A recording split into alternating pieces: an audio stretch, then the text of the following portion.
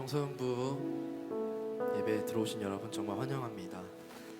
오늘도 같이 말씀 듣기 전에 제 예배를 시작하면서 찬양하기 원하는데 지금 각자가 하고 있던 모든 숙제가 될 수도 있겠고 게임하던 친구들도 다 내려놓고 함께 찬양하는 시간 가졌으면 좋겠습니다. 이번 주일이 부활주일이에요, 여러분. 부활주일 다들 알고 계시죠? 계란만 맛있게 먹지 말고 같이 예수님의 부활을 기뻐하는 날이 됐으면 좋겠습니다.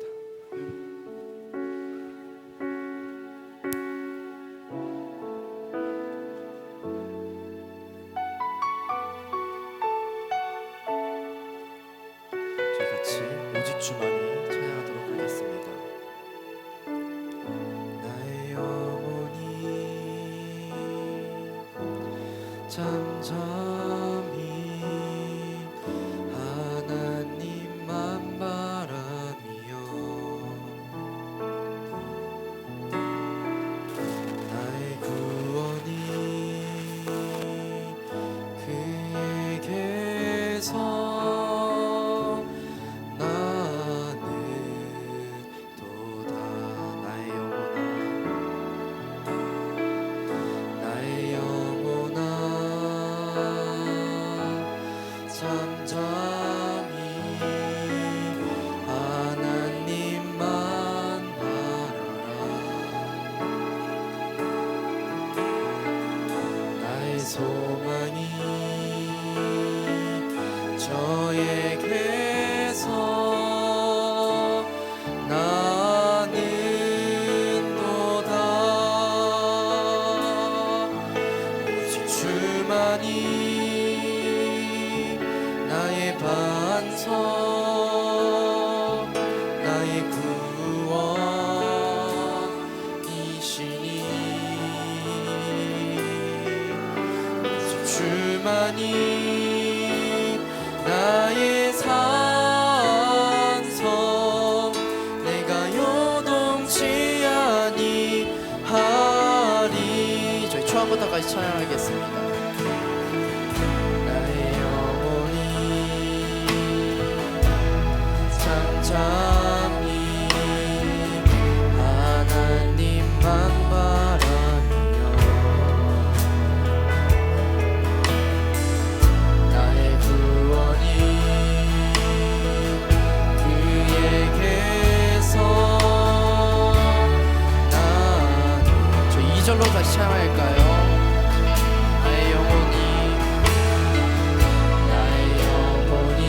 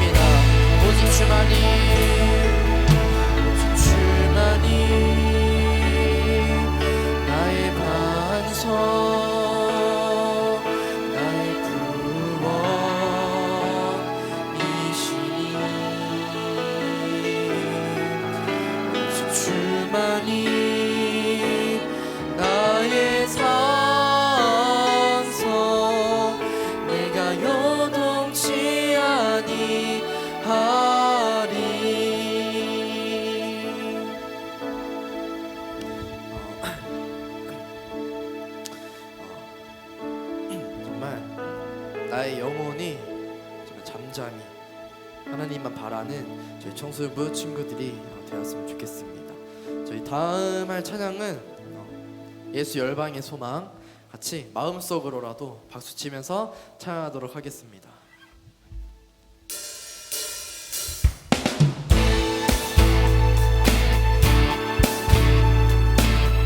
저희 같이 찬양할까요? 예수 열방의 소망.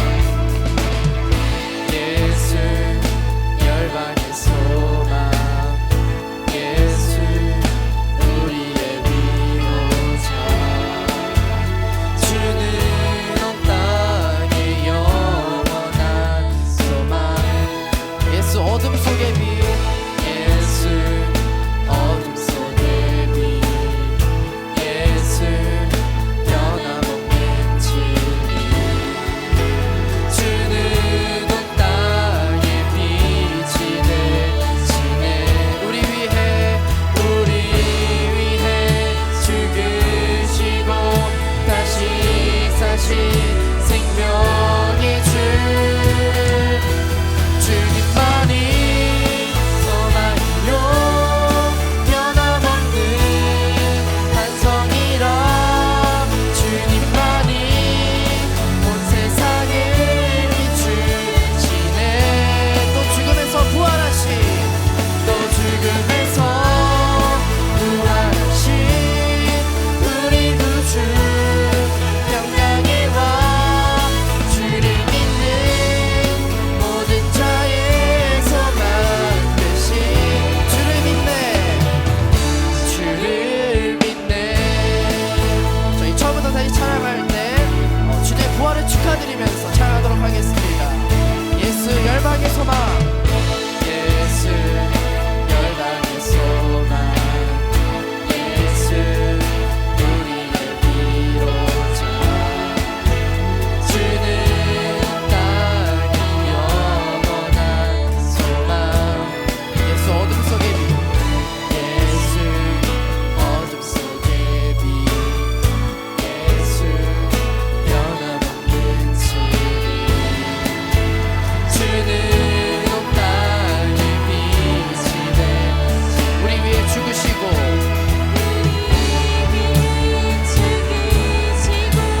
다시 한 번 더 우리 위해 죽으시고, 우리 위해 죽으시고 다시 사신 생명의 주, 주님만이 소망이요 변함없는 반성이라, 주님만이 온 세상을 비추시네. 또 죽음에서 부활하신 우리 구주, 평강의 왕, 주를 믿는 모든 자의, 한 번 더 찬양할까요? 주님만이 소망이요 변함없는 반성이라, 주님만이 온 세상을 비추시네. 또 죽음에서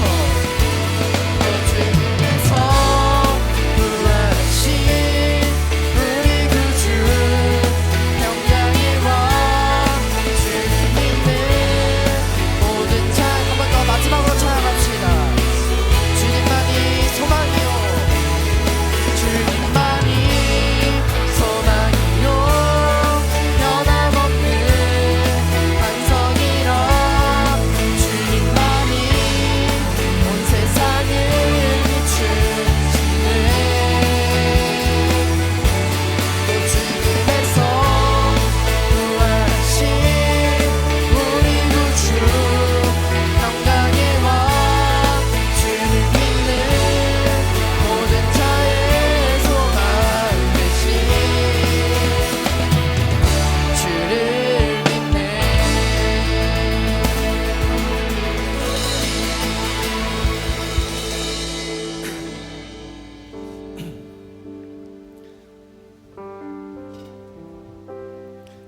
저희 다음으로 할 곡은 위대하신 주, 부활하신 주님, 또 부활하신 예수님이 정말 위대하십니다. 위대하심이 저희를 붙잡아 주시고 저희를 살리실 것입니다. 저희 같이 위대하신 주 찬양하겠습니다.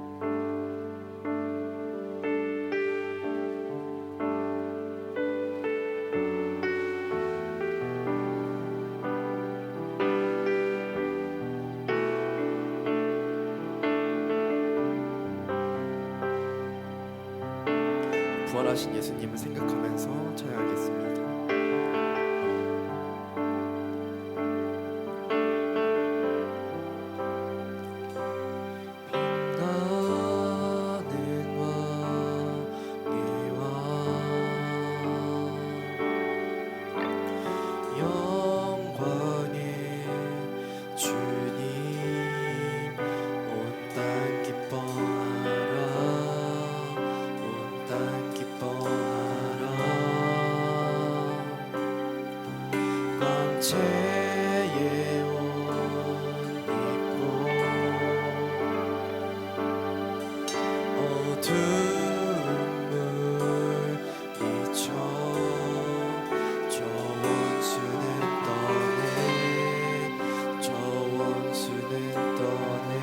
위대하신 주,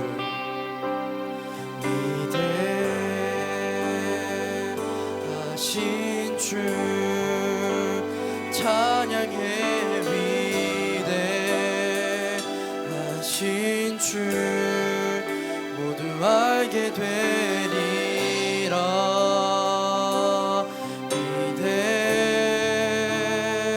위대하신 주. 저희 처음부터 같이 찬양할까요? 빛나는 왕의 왕, 빛나는 왕의 왕, 영광의 주님, 온 땅 기뻐하라, 온 땅 기뻐하라. 광채의 옷 입고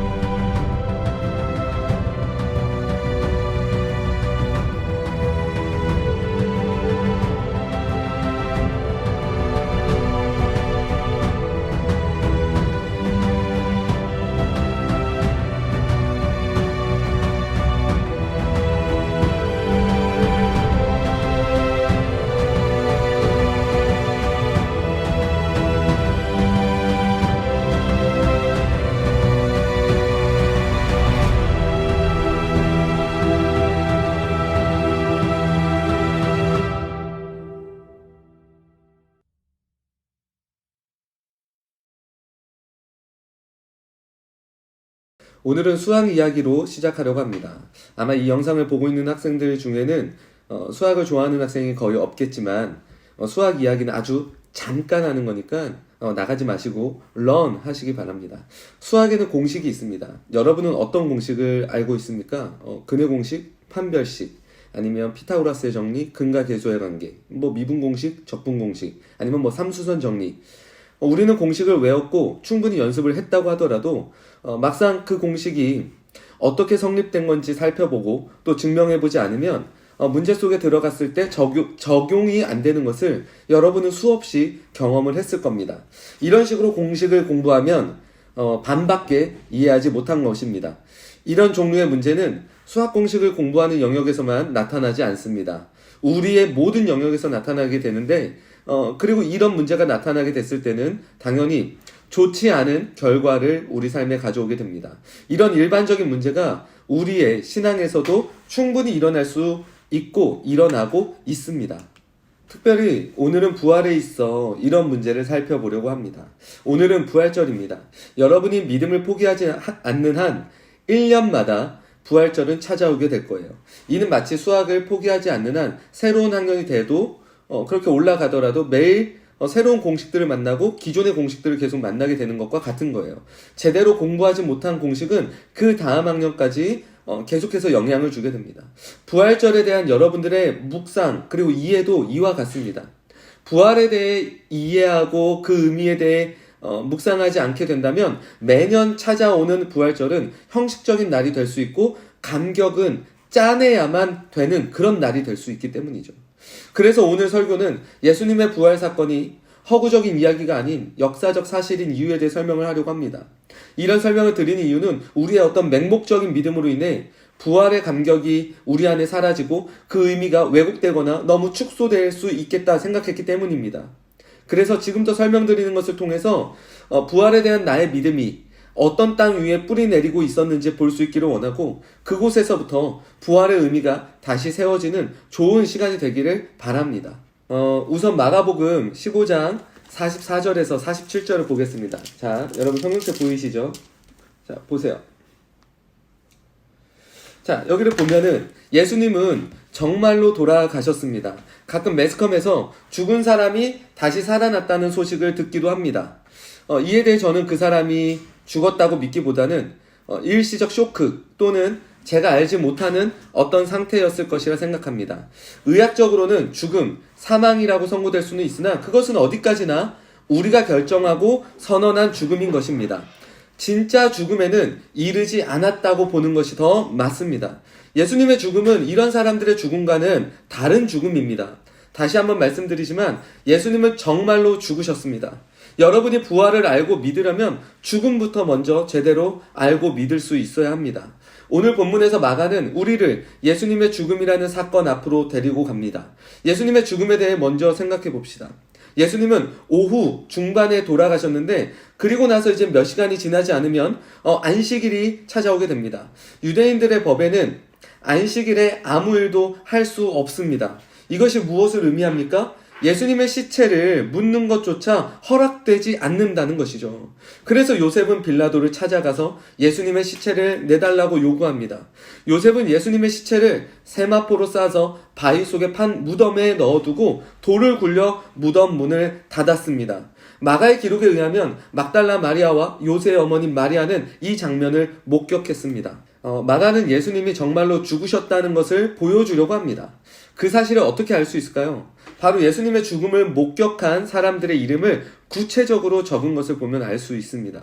거기에는 다양한 목격자 이름이 나와 있습니다. 가장 확실한 증인인 요셉, 그리고 전쟁에서 사람들의 죽음을 수없이 봐오고 지켜본 죽음에 있어서 전문가인 백부장, 그리고 이 모든 일에 법적인 권한을 갖고 있는 빌라도, 그리고 두 여인의 이름까지 구체적으로 제시하고 있습니다. 어떤 학자들은 당시 여자들의 사회적 지위를 생각해 본다면 그들을 증인으로 제시하는 것 자체가 매우 불합리할 수 있다라고 말합니다. 그러나 이는 오히려 예수님의 죽음이라는 사건이 진짜임을 보여주고 있는 것입니다. 예수님의 죽음과 부활이라는 사건이 누군가에 의해 지어낸 이야기였다면 당시 이렇게 사회적 지위가 낮은 여자들을 증인으로 내세우는 것은 전혀 도움이 되지 못할 것이기에 이렇게 쓰여질 리 없었을 것입니다. 다만 마가는 이 사건이 실제이기에 여인들의 이름을 정확하게 적었습니다. 이는 앞으로 자신이 예수님에 대해 증거하는 것들이 의심이 된다면 그들을 실제로 찾아가 확인하라는 의도처럼 보여집니다. 이제 우리는 예수님이 어떻게 부활하셨는지 살펴보려고 합니다. 마가복음 16장 1절에서 8절을 읽어보면 세 명의 여인들이 나옵니다. 막달라 마리아, 야곱의 어머니 마리아, 살로메라는 여인은 예수님의 시체에 향품을 바르기 위해 무덤으로 찾아갔습니다. 하지만 그곳에서 그 여인들은 빈 무덤만 발견했습니다. 그때 흰옷 입은 청년을 만났는데 그 사람이 하는 말이 너희가 찾는 예수님은 살아났고 여기 계시지 않는다. 그분은 이미 갈릴리로 가셨으니 거기에서 너희들을 만나게 될 것이다 라고 말하는 겁니다. 여인들은 이 일이 너무 무서워서 아무에게 아무 말도 하지 못했습니다. 아마 이때 만난 그 마가복음의 기록의 그 청년은 천사로 이해하는 것이 더 우리가 맞을 것 같습니다. 실제로 죽은 사람이 되살아나서 여러분 앞에 오게 된다면 여러분이 그토록 사랑했던 사람일지라도 처음에는 무섭고 두려운 감정이 나갈 것입니다. 그리고 믿지 못할 거예요.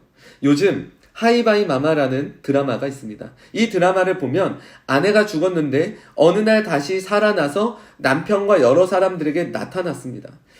당연히 매우 기뻐해야 될 일이지만 기쁨보다 오히려 무섭고 믿기지 않는 것이 등장인물들의 1차적 감정이었습니다. 이 드라마의 내용 자체는 성경적이지는 않습니다. 저도 그렇게 추천드리고 싶지는 않지만 그렇다고 해서 이 드라마가 갖고 있는 어떤 좋은 점들까지는 무시할 이유가 없겠죠. 우리가 음악도 그렇습니다. 가사의 내용이 전혀 성경적이지는 않을 수 있지만 음악적으로 봤을 때는 훌륭한 것들은 또 우리가 훌륭하다고 말해줄 수 있어야 합니다. 그래서 기독교가 어떻게 볼 때는 폐쇄적이지 않고 충분히 사람들과 소통할 수 있다는 것을 우리는 계속해서 보여줘야 됩니다. 그래야 우리가 가장 소중하게 생각하고 믿고 있는 이 복음을 그들에게 소개할 수 있는 기회를 우리가 얻을 수 있을 테니 말이죠. 이런 이야기는 나중에 우리가 세계관에 대해서 이야기할 때 더 자세히 하도록 하겠습니다. 다시 돌아와서 부활하신 예수님과 제자들의 만남에 대해 이야기해 보겠습니다. 누가복음 24장 36절에서 47절 뿅 안 나타나요? 보면 아주 구체적으로 나와 있는데 핵심은 제자들이 예수님을 눈으로 보고 직접 만질 수 있었다라는 내용입니다. 혹시라도 제자들에게만 보였다라고 생각해서 제자들끼리 이거를 짜고 사기치는 게 아닐까라고 생각하는 분들도 있을 수 있어요. 하지만 제자들만 예수님을 보고 만난 것이 아닙니다. 사도 바울은 여기 성경 보세요. 보이시죠? 15장 고린도전서 15장 6절을 통해 많은 사람들이 정말 많은 사람들이 이 말씀에 보면은 몇 명 정도나 나오냐면요 500여 형제에게 나타나셔서 그들이 예수님을 보고 만졌으며 그리고 대다수는 이미 살아있다라고 당시 서술을 했습니다. 사도행전 1장 3절에서 4절을 보면 이렇습니다. 그가 고난받으신 후에 또한 그들에게 확실한 많은 증거로 친히 살아계심을 나타내사 40일 동안 그들에게 보이시며 하나님 나라의 일을 말씀하시니라. 예수님은 40일 동안 수많은 사람들에게 자신의 모습을 보이셨습니다. 최소 수백 명이 되겠죠. 그렇다면 여러분은 수백 명이 다 같이 사기치고 있다고 믿겠습니까? 아니면 이것이 사실임을 믿겠습니까?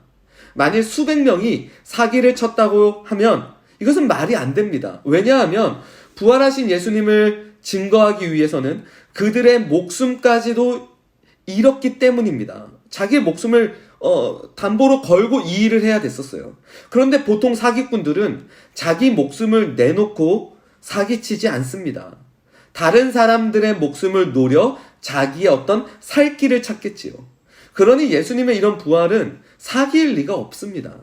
이런 식으로 우리가 접근해서 생각해 보는 것 또한 신앙입니다. 신앙을 여러분 무조건적인 어떤 믿음으로만 말해서는 안 됩니다. 하나님은 우리에게 이성을 주셨죠. 이성 또한 하나님을 알아갈 수 있는 귀한 도구입니다. 이성 또한 우리 신앙의 일부이고 매우 중요한 부분입니다. 우리는 빈 무덤, 그리고 무수한 증인의 증언, 그리고 제자들의 변화를 우리가 살펴봤습니다. 이를 토대로 예수님의 부활은 사실일 수밖에 없습니다. 한번 생각해 봅시다. 여러분들은 어떤 방식으로 부활을 믿고 있었습니까? 이게 제가 여러분들에게 정말 질문을 해보고 싶었던 거였어요. 여러분들은 부활에 대해서 어떤 식으로 믿고 있습니까? 성경에서 부활에 대해 어떻게 말하고 있는지 살펴보고 그 위에 여러분들의 어떤 믿음을 쌓아 올리고 있었습니까? 아니면 언제부터인지도 모르고 누군가가 그랬다고 해서 그런가 보다 생각하고 믿고 있지는 않았습니까? 그래서 부활을 믿지 못하겠다는 사람을 보면 나는 믿는데 당신은 아직 못 믿는 상태라고 판단하고 그들에게 당신도 믿을 수 있어요 라고 강요하는 그런 정도의 믿음을 갖고 있진 않았습니까? 예수님의 부활이 막연하게 우리 신앙 안에 자리 잡고 있어서는 안 됩니다. 부활은 여러분들의 신앙에서 가장 선명해야 합니다. 그 선명함이 예수님을 믿지 못하는 사람들에게 보여질 수 있어야 합니다. 그것이 증인의 삶이죠.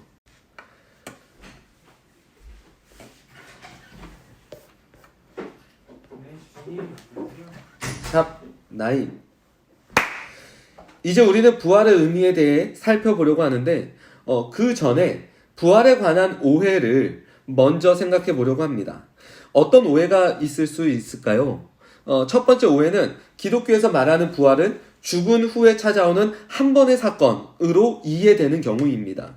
두 번째 오해는 예수님을 믿으면 죄가 용서되고 부활해서 하나님 나라로 들어가게 될 것을 믿기 때문에 지금을 내 마음대로 살아도 된다 이렇게 생각하는 것이죠. 이것은 내 욕망대로 살아가는 것을 말합니다. 이것이 두 번째 부활에 대한 오해입니다. 그리고 세 번째 오해는 첫 번째와 두 번째와는 조금 다릅니다.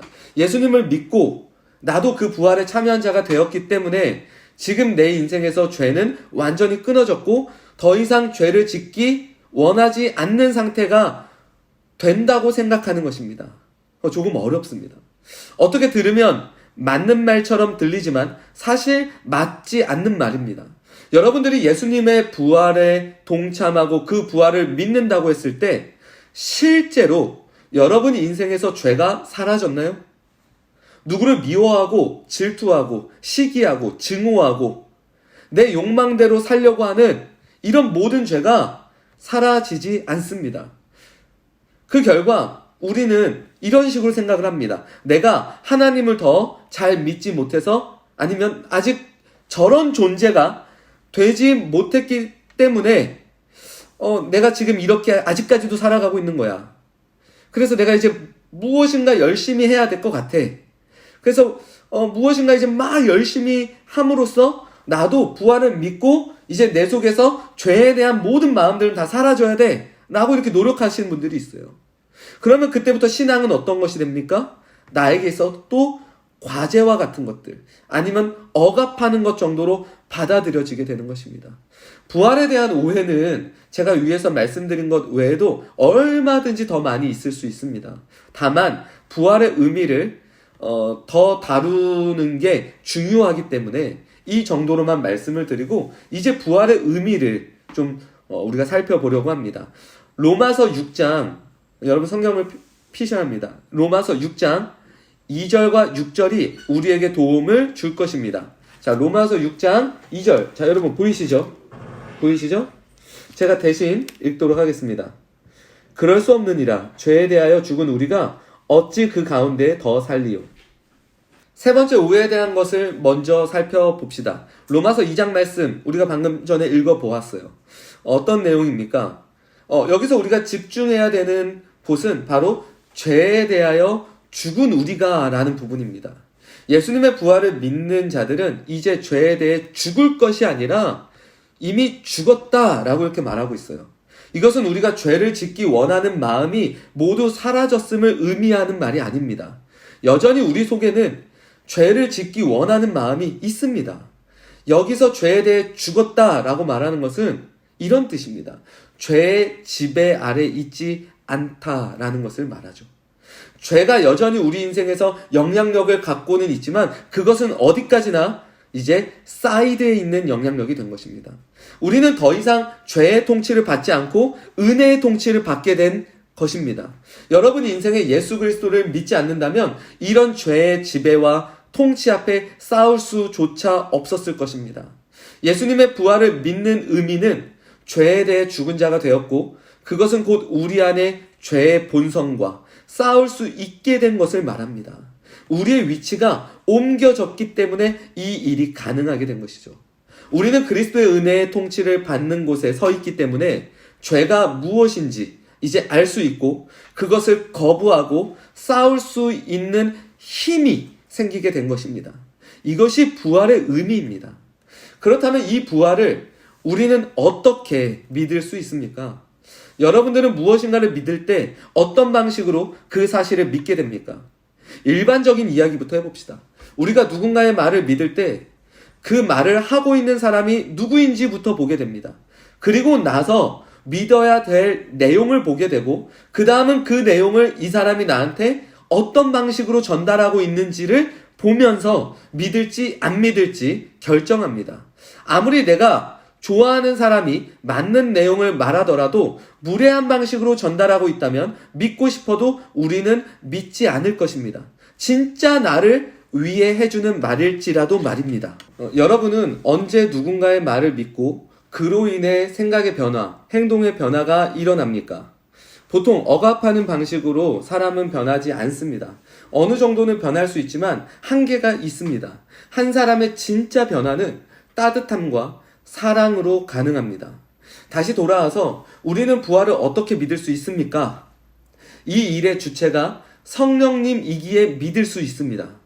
성령님이 어떤 분입니까? 성경에서는 성령님에 대해서 예수의 영이라고 말합니다. 누구보다도 이 일에 있어 우리가 믿기를 가장 원하는 분이시고 그런 분이 바로 성령님입니다. 여기서 설교하는 저도 여러분들이 부활을 믿고 정말 그 부활의 의미대로 살아가기를 원하지만 이 일을 더 원하고 더 가장 완벽하게 하실 수 있는 분이 성령님입니다. 그래서 저도 성령님을 의지해서 오늘 이렇게 설교를 하고 있는 것이죠.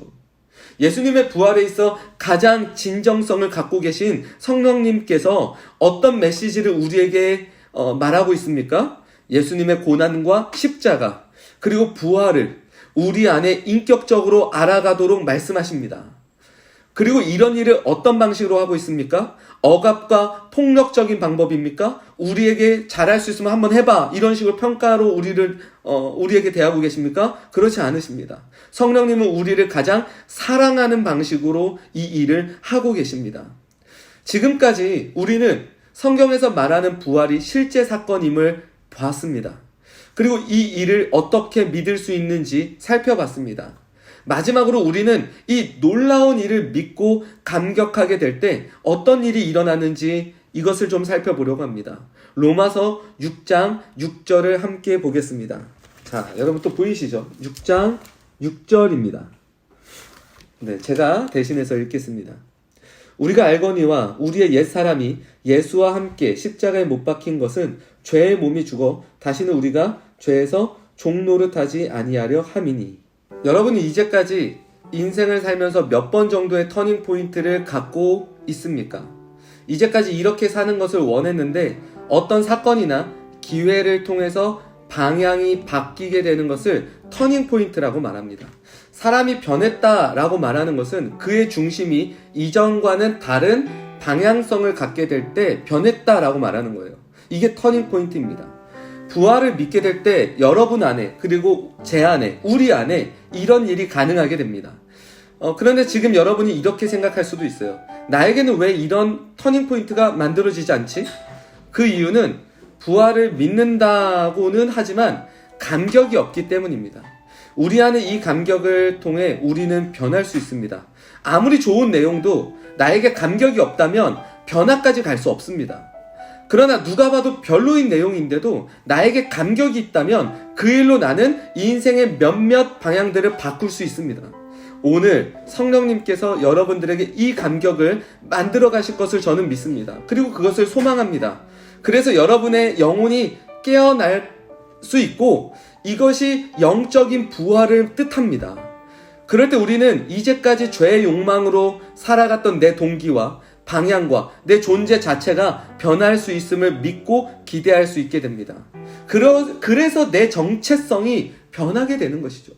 이전까지 내 정체성에서는 부딪히지 않았던 내 마음과 행동들이 이제는 부딪히기 시작하는 것이죠. 예수님이 나를 위해 행하신 이 모든 일을 알고 그리고 그 일을 알면서 감격했을 때, 그 감격이 우리 안에 들어왔을 때 그때 우리는 더 이 일들이 가능해지게 될 것입니다.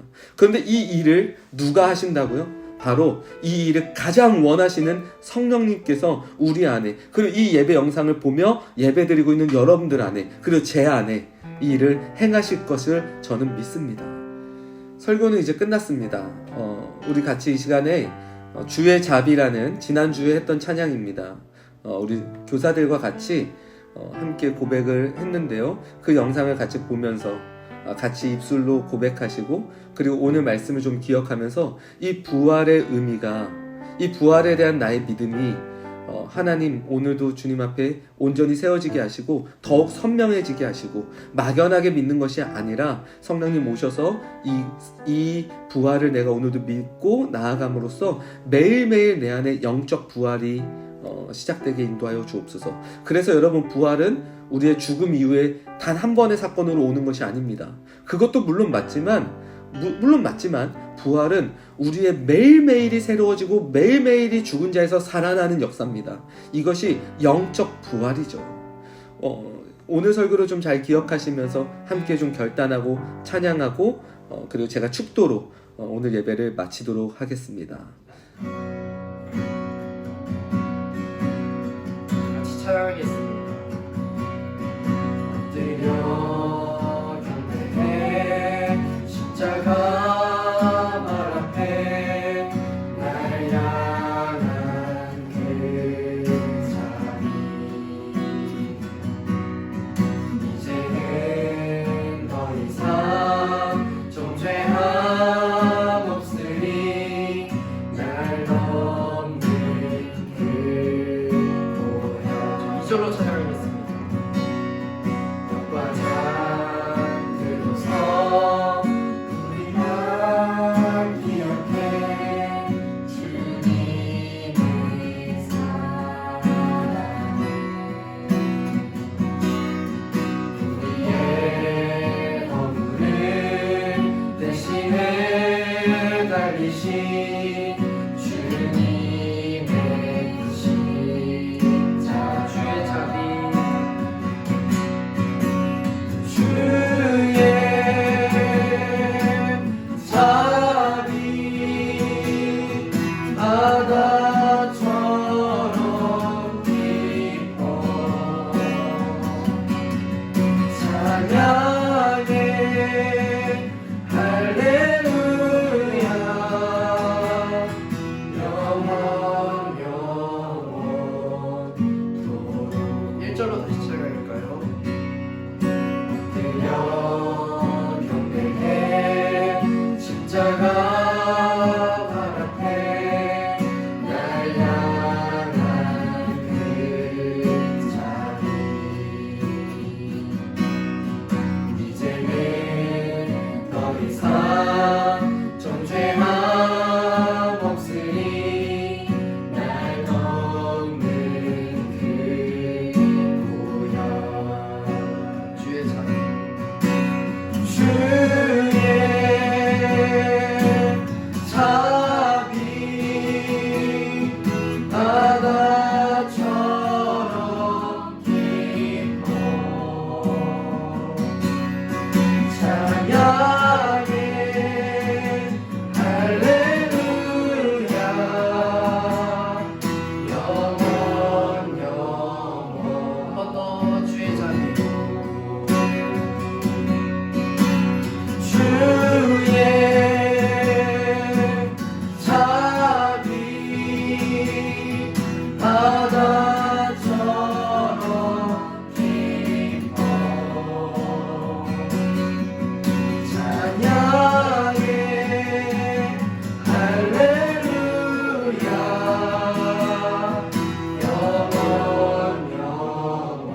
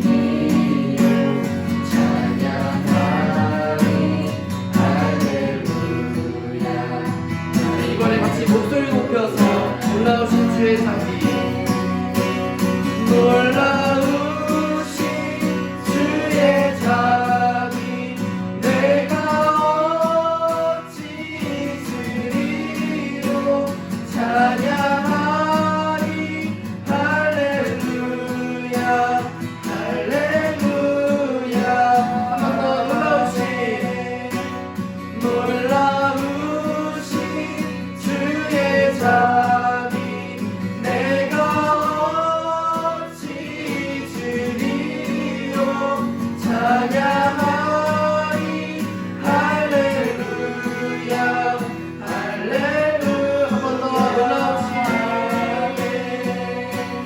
더 놀라우신 주의 자비 내가 어찌 잊으리요 찬양하리 할렐루야 마지막으로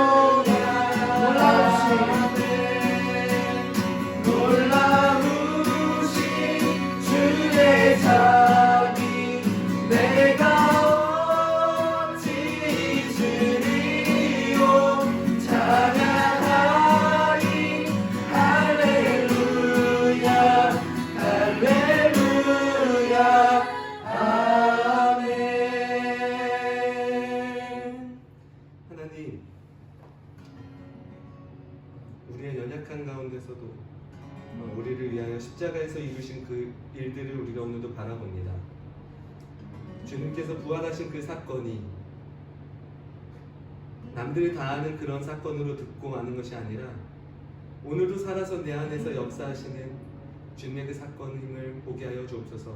주의 그 부활이 오늘을 살아가는 우리에게 있어서 어떤 의미인지 성령님 계속해서 가르쳐 주시고 우리의 영혼이 깨어서 주의 말씀과 주의 뜻대로 온전히 이 길을 걸어갈 수 있도록 인도하여 주시옵소서. 이제는 우리 주 예수 그리스도의 은혜와 십자가에서 달리신 이 모든 일들을 확정하시고 이 일들 가운데 사랑을 우리 가운데 보이신 하나님의 무한하신 사랑과 우리의 영혼을 깨워 하나님의 뜻대로 온전히 이 길을 걸어가게 할 성령님의 교통 인자하심이 입장제일교회 청소년부 모든 학생들과 이 영상을 통해서 예배드리는 모든 예배자들 위해 이제로부터 영원히 함께 있을지어다. 아멘. 나를 향한 그 나 이거 A 안